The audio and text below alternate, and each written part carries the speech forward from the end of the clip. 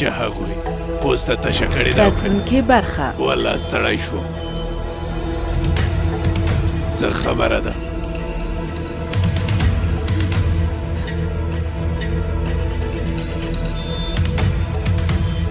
هغه غواړي په سیمه کې د ترکانو په ضد ځینې فعالیتونه ترسره کړي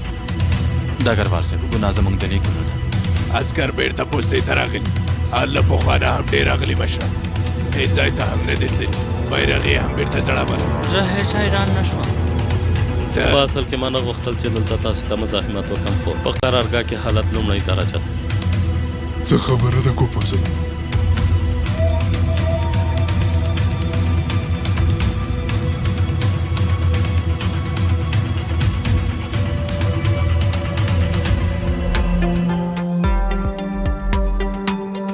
له لیدل